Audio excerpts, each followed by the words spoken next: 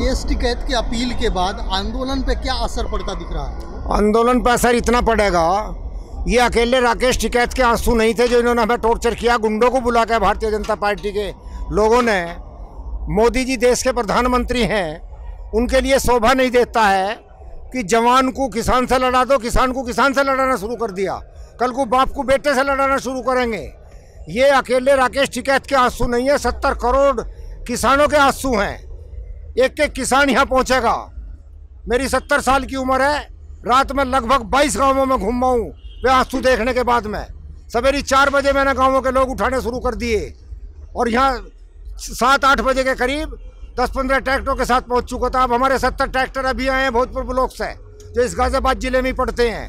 बच्चा बच्चा, माँ बहन, बहू बेटी भी अगर जरूरत पड़ेगी तो वो 70 करोड़ आदमी, पूरे देश का किसान जो किसान की भावनाओं से जुड़ा हुआ है, यहाँ धरना स्थल पर पहुँचेगा।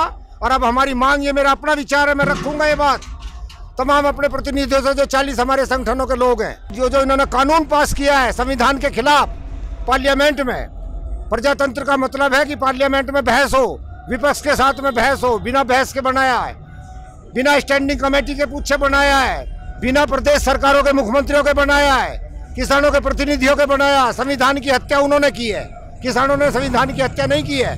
अब हमारी किसानों की मांग ये है, ये मैं रखूंगा अपने संगठन के नेताओं के सामने।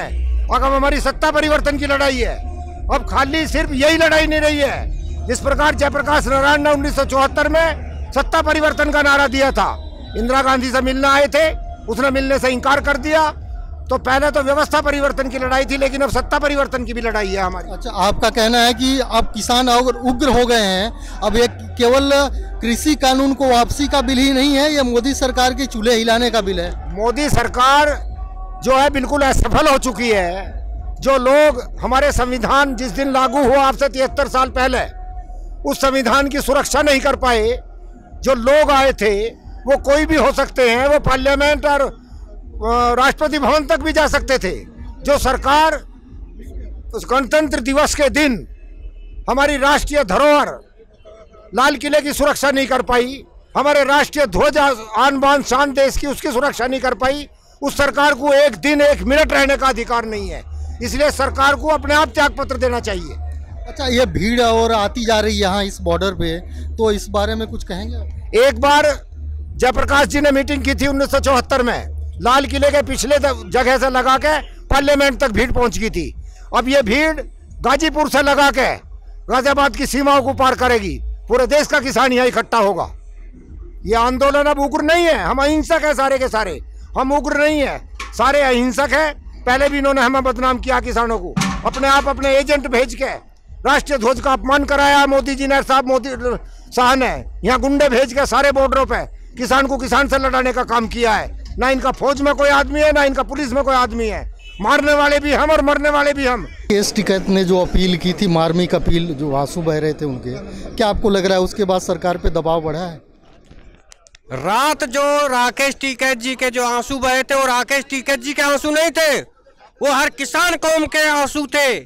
किसान की कोई कौम नहीं होती, पूरा हिंदुस्तान किसान है। 80% जनसंख्या किसान की है। जो सरकार बनाई है वो किसानों ने बनाई है। जो वोट बैलेंस था वो किसानों का था। आज किसानों के ऊपर ही दमन कर रहे हैं। ये जो रात में राकेश टिकैत जी के आंसू बहे, वो राकेश टिकैत जी के नहीं थे, वो जनता के थे। जो सरकार ऊपर बैठी हुई है, इसने 60 दिन से शांतिप्रिय चलने वाले आंदोलन को खराब करने की पूरी साजिश की गई। अपने लोगों को आंदोलन में घुसाने के बाद उल्टा सीधा हरकत लाल किले पे कराई गई। और पूछिए सरकार से, 60 दिन में जो किसान दिल्ली घुसने के लिए आतुर था, उसे क्यों नहीं घुसने दिया? एकदम 26 जनवरी पे कैसे परमिशन दे दी? इसमें सोची साची समझी साजिश थी।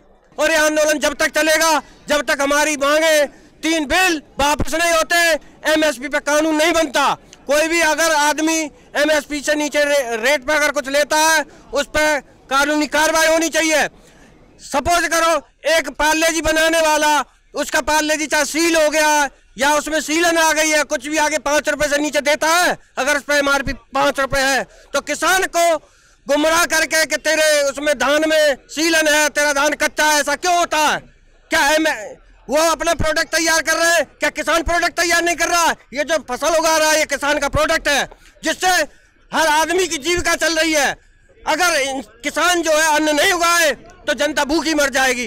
रात हम टीवी पे जो देख रहे थे लाइव, वो टिकैत साहब का भावुक होने पे एक एक आदमी उनके लिए जान देने को तैयार हो गया। और गांव में से 70-80 ट्रैक्टर आ रहे हैं और रात भी गाड़ी भर भर के 70 लड़के यहाँ आगे थे। टिकैत साहब के एक आह्वान पे हर आदमी ये सोच रहा है कि भाई गवर्नमेंट उन्हें उठा लेगी। इतना जेल भरो आंदोलन कर देंगे कि भाई जेल में जगह नहीं होगी।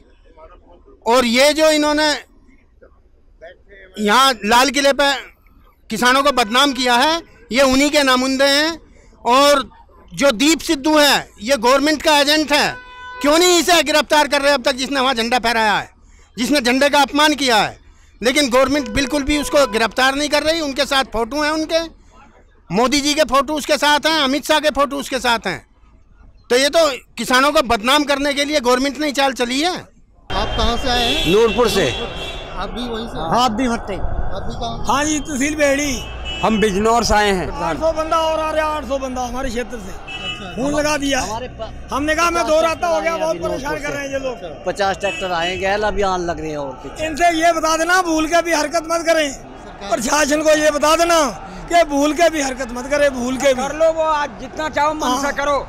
भूल के भी हरकत मत करे। 2-4 हजार से नरेश टिकैत जी ने कह दिया है तो 10-20 हमारे मरेंगे ही, कोई कितने या फिर बाकी होगी मानी जाएगी, या तो काले कानून वापस लेगा या हम मरेंगे। तो उन्हीं के आधार पर हम अपना काम करेंगे। ये बदनाम ना करेगा, ये सिख हैं या जो हिंदू हैं, हम सारे एक हैं। काट के देख लो, खून सभी में है। सही बात है जी, बिल्कुल सही कह रहे हैं जी। हम सहारनपुर से हैं। सहारनपुर से हैं हम। हिंदुस्तान की शान ऊंची है। बाबा टिकैत की अगुवाई पर करेंगे क्या बात है, क्या नहीं।